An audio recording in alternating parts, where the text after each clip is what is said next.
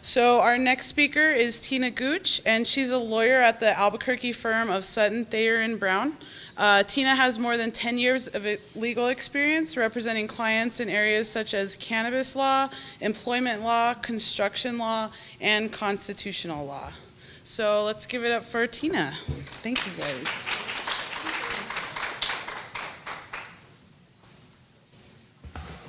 Good afternoon. If you can't hear me, just let me know. I usually am not a quiet speaker, but if I'm too loud, let me know that too, okay? I know it's nap time, so I apologize in advance that I'm going to be talking about some really sexy laws when everyone would probably rather be outside. But I have good news that I'm happy to tell you all about, and so let me just get started. As you may or may not know, our legislative session was very busy and active this year with a lot of things, but also with cannabis. And there are some neat new changes that you all should be on the lookout for. And those start June 14th in many regards and July 1st in other respects. Good news, it happened. Bad news, or at least not surprising news, is that I don't know that our administrative bodies are going to be prepared come June 14th and July 1st to actually deal with these wonderful changes. So as I go through them, I'll let you know what they are, and I hopefully will be able to answer questions. Before I get started, I have to say what my rules of professional conduct require, and that is I have to tell y'all, as we all know, that cannabis is illegal under federal law. And so I am not giving any legal advice as to how to comply with federal law, because you can't. But I am allowed to tell you how to comply with New Mexico law, and that's what I'm here to tell you about. So, without further delay, decriminalization.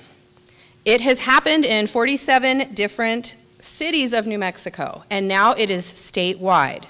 That is wonderful. Why? Because it will hopefully make it better for all of our law enforcement personnel to understand what is and is not a criminal offense. So, this is something that happens July 1st. Statewide, there should no longer be any sort of problem with having small amounts of cannabis on you, whether you have a medical card or not. Now, are you completely insulated? No, it's decriminalized, it's not legalized. But what that means is that a half ounce, you get a $50 fine. You don't go to jail, you don't go to court for a criminal matter. It is now a civil offense that's dealt with money. There's a whole sliding scale depending on how much you have and if you've been caught before and how that works. The law, if you want to look it up, is Senate Bill 323. It's hard to find our laws, but it's not that hard if you know where to look. If you type in 2019 New Mexico legislative session in your search engine, it will bring you to a page. You can search for the laws by keyword. I like to use cannabis. That gets you to where you need to go. And the Senate Bill 323 is the first one, and that talks about decriminalization statewide. Our governor, who is not anti-cannabis the way our last one was, signed the bill, and it's been chaptered July 1st is when it happens. The next one, June 14th, 2 weeks from now. This is big. It's all of the amendments to the Lynn and Aaron Compassionate Use Act. There's a lot. I'm not sure exactly who in the audience cares about what, so I don't want to get into minutia about changes in definitions and things like that. But the highlights, children now can have access to medical cannabis at school. That's huge. Now, there is a lot of red tape, so it's not all butterflies and unicorns. There's a lot of red tape. But the idea is there, and there is at least now a framework that if you have the right school district with the right personnel, with the right child, that child now can go to school. And that shouldn't be a question at this day and age. Unfortunately, it is. I'm sure you all see it in the papers, how difficult it is for a lot of these children to get access to things like school because of their needs with their medicine. So, that it comes with some requirements. Of course, you can't have your kids self-administering. They can't be smoking it. There are requirements to protect the other children, if you will, so that it can't be disruptive to the educational process. But that's a big deal, and it's the step in the right direction. So that's really important from making this legitimized, treating it like medicine the way it should be, the way it always could have been and has not been. The next important aspect of the change of law is a question I get asked a lot, and that is, does having a medical cannabis card protect employees from losing their job? The answer used to be no.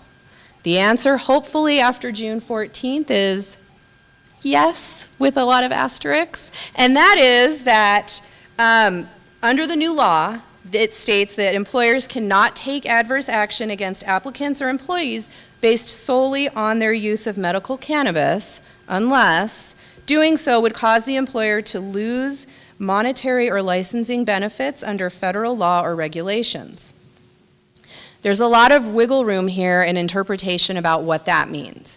It's pretty clear, I think, that if you work at Sandia Labs, that major funding source is federal money, that is probably not going to be a test case to see if this qualifies. But if you work for, I don't know, a wholly owned New Mexico entity that doesn't get federal money, what would that be? Like my law firm, for instance. You shouldn't be subjected to an adverse employment action simply because you have a medical cannabis card. That's good because until this law, which will take effect June 14th, we have some really bad case law here in New Mexico that says it's still a controlled substance and therefore the Controlled Substances Act trumps, and employers can treat you as though you are violating the law, even though New Mexico says medical cannabis is completely acceptable. There's also a little quirk here, as y'all probably know, that workman's compensation will pay for cannabis if your doctor writes you a recommendation. So we have a lot of interwoven laws, questions, gray areas. That's, I think, why I have a job, really, because us lawyers, that's where we do things, is in the gray area of trying to figure out what does this mean for our clients. But still, what it does now with this new change is it statutorily mandates that employers should not be taking adverse employment actions against someone because they have a medical cannabis card or use medical cannabis. Now there's another little asterisk, and that is that if you're in a safety sensitive position. They define safety sensitive as any job with duties that employer deems would constitute an immediate or direct threat of injury or death to that person or another if performed by a person under the influence of drugs or alcohol. That's a definition, I think, meant to mean that if I am operating heavy machinery, I am not going to show up inebriated or so incapacitated that I can't properly function so that I'm not endangering my coworkers. I don't know what employers are going to think it means. They could say that if you're a lawyer and you're dispensing legal advice, that means you're in a safety-sensitive position. So there's going to be a fair amount of fighting about what all of this means. But it's still a step in the right direction. It's a step in the right direction of knowing that now you have a statute that you can go to and you can say to your employer, you can't do this. And then they have to jump through these hoops. But the idea more so is to gain acceptance and make it so it's not a hindrance for working a job. I mean, it shouldn't be, just like any other prescription drug shouldn't be. So that is a cool change. And that is Senate Bill 406. This is also available on the state legislative 2019 session website if you want to pull it. There's a lot of other language in there, but these are just the highlights. Related to that, but not really, but kind of important, I think, is Senate Bill 96. It's not a cannabis bill, but it is a bill that requires employers to stop asking if you have been convicted of a felony. It's called Ban the Box, and it's Ban the Box legislation that is a long time coming here in New Mexico. Lots of other states have had it for a long time. It's a first in New Mexico. So if you're applying for a job and you see that box after June 14th, you should feel compelled to not have to answer because they shouldn't be asking you anymore. Why is that? Well, the idea is that your past shouldn't haunt your future. And if someone is qualified and they are interviewed and they are an ideal candidate for a job, only then should the question about if you have a felony conviction come up. And the statute is clear. You can't ask on an application, have you been convicted of a felony, yes or no. It also is clear that while employers still can run background checks and they can ask those types of questions, they're not supposed to do so until they've reviewed a job application and that they've had a discussion of employment with the applicant. So we all know what happens when you apply for a job. There's piles, and certain piles just get put to the side, and good, bad, ugly, whatever, if you have a box that says yes or no felony conviction, the idea was those were getting put to the side and not considered unnecessarily and inappropriately. And so this new law, while not specifically cannabis related, should provide further protections and opportunities for people so that your past doesn't haunt you into your future. Of course, there are certain jobs that you have to have a background check and you have to have requirements for. If you have clearance at the labs, if you're working in a school, ironically, if you're working in a dispensary, there's rules there as well. But notwithstanding all of that, this is a change that you should be looking out for. If you're an employer, you should really be aware of it. If you have a lawyer, your lawyer should have told you because this is big. If you don't have a lawyer, go to the website, look at it. See if there's some Chamber of Commerce accessibility to help you. But if you have that box on your application, it needs to go away June 14th. All right, so that's not really cannabis, but I think it kind of is related. Other issues or changes for Senate Bill 406. There are now a 3-year authorization there is a 3-year authorization for your cannabis card. You still have to get a yearly recommendation, but it's now 3 years. So that idea there, I think, is to relieve the burden on Department of Health with the paperwork as well as patients and the cost associated with these things. How is that going to happen? I don't know. I haven't seen the regulations. I haven't seen any information from the Department of Health website. For instance, if your card expires June 15th, does that mean when you go to renew, you get your 3-year card? Or since they haven't finalized the regulations, is it still a 1-year card? I'm sure y'all will figure it out, and I'm sure that everyone will be happy to share the information with one another. But that's an issue. So it is a really good change. How it's going to actually happen, we'll see. We are living it. It's happening in a couple of weeks. So that's a really nice change. Not sure if it matters to anyone in this room or not, but starting June 14th, the Department of Health can no longer limit the amount of THC concentrate in cannabis products. That is a change that is a long time overdue. I'm not sure in the industry who's involved in what part of it, but it was resulting in people having to cut the THC with other things, and if we're trying to have clean medicine, that doesn't make any sense. So it's gone, but is it really gone? I don't know. I haven't seen the actual administrative regulations showing that it's gone, but it should be June 14th. So see that, that's coming. That should be helpful, should be exciting.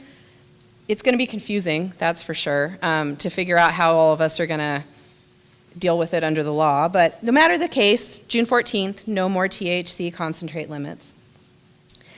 Another exciting thing, participants that have medical cannabis cards cannot be denied an organ transplant simply because they have a medical cannabis card.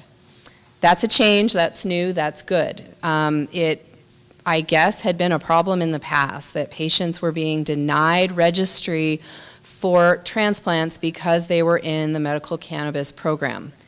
No more. June 14th, that is gone. Another thing that's wonderful, people that are on probation or parole, if they are using their medical cannabis in accord with the Lynn and Aaron Compassionate Use Act, should not be penalized for doing so. What does that mean? That means that if you have a certain plan and that plan has no interest with cannabis and you have a medical cannabis card, your probation officer should not ding you or penalize you if you have a drug test that shows that you are positive for THC. Now, how will that actually happen? I don't know. I wish I could tell you that I've had a client and this is what happened and this is how it works, but regardless, if you are on probation or parole and you have a medical cannabis card, you should no longer be penalized for that. Another really important and long time coming change is patients' use of medical cannabis cannot constitute grounds for intervention for child abuse and neglect proceedings.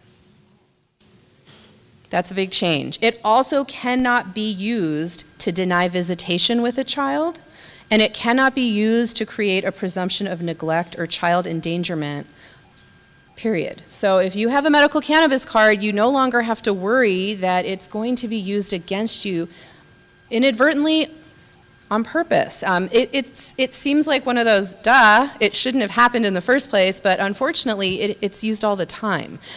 One of the things that my law firm is hoping to do is to educate folks in family law and our hearing officers about this change and how it doesn't matter if you're anti or pro or indifferent to medical cannabis. It just shouldn't matter. It shouldn't matter, just like my skin color, my hair color, my gender. It just shouldn't be an issue anymore. And so hopefully June 14th, it's not an issue anymore.